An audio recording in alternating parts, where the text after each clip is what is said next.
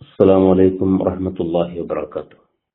الحمد لله والصلاة والسلام على أشرف رسول الله وعلى آله وأصحابه الفائزين بإذن الله، أما بعد.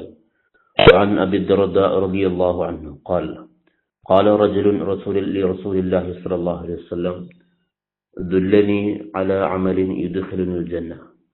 قال: لا تغضب ولك الجنة. رواه الطبراني.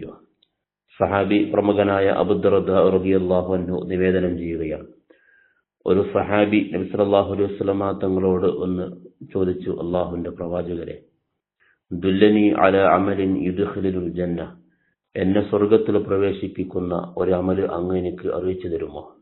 ഖാൽ, അപ്പോൾ നബി സല്ലല്ലാഹു അലൈഹി വസല്ലമ തങ്ങൾ പറഞ്ഞു: ലാ തഗ്ളബ്, നീ കോപിക്കരുത്, നീ ദേഷ്യപ്പെടരുത്. വലക്കൽ ജന്ന, നിനക്ക് സ്വർഗ്ഗമുണ്ട്.